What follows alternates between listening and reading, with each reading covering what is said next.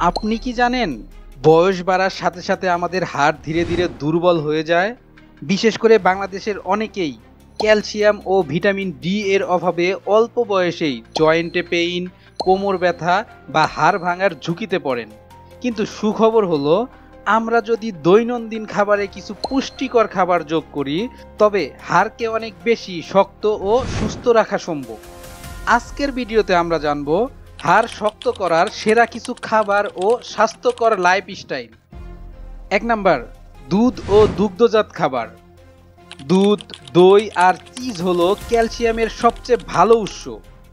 প্রতিদিন অন্তত ১ গ্লাস দুধ বা ১ কাপ টক দই খেলে হাড় আরও মজবুত হয়। ২ নাম্বার, মাছ। ইলিশ, রুই, কাতলা বা ছোট মাছ এগুলো শুধু প্রোটিন নয়, ভিটামিন ডি ও ফসফরাস সরবরাহ করে। বিশেষ করে ছোট মাছ হাড় সহ খেলে অতিরিক্ত ক্যালসিয়াম পাওয়া যায়। ৩ নাম্বার, ডিম। ডিমের কুসুমে ভিটামিন ডি আছে, যা শরীরের ক্যালসিয়াম শোষণে সহায়তা করে। প্রতিদিন অন্তত একটি ডিম খেলে হাড় সুস্থ থাকে। ৪ নাম্বার, শাকসবজি। পালং শাক, লাল শাক, ব্রোকলি বা ঢেঁড়সের মতো সবুজ শাকসবজিতে প্রচুর ক্যালসিয়াম ও ভিটামিন কে থাকে। এগুলো হাড়ের ঘনত্ব বাড়াতে সাহায্য করে। ৫ নাম্বার, বাদাম ও বীজ। বাদাম, তিল, চিয়া সিড বা আখরোটে আছে ক্যালসিয়াম, ম্যাগনেসিয়াম ও হেলদি ফ্যাট, যা হাড়কে শক্তিশালী করে তোলে। ডাল ও সিম জাতীয় খাবার।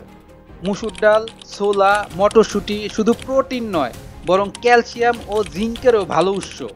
এগুলো নিয়মিত খেলে হাড় দুর্বল হওয়ার ঝুঁকি কমে।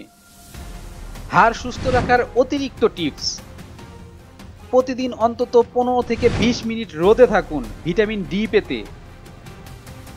নিয়মিত হালকা ব্যায়াম করুন, হাঁটা, দড়িলাফ, যোগ ব্যায়াম ইত্যাদি। ধূমপান ও অতিরিক্ত কোল্ড ড্রিঙ্কস এড়িয়ে চলুন, এগুলো হাড়কে দুর্বল করে। হাড় ভেঙে গেলে বুঝতে পারি হাড় কতটা গুরুত্বপূর্ণ।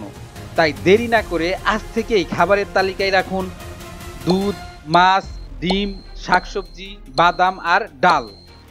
এগুলো শুধু হাড় নয়, আপনার সার্বিক স্বাস্থ্য ভালো রাখবে।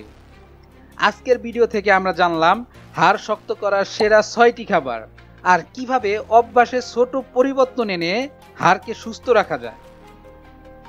আপনি কি প্রতিদিন দুধ বা মাছ খাচ্ছেন? কমেন্ট জানাতে ভুলবেন না।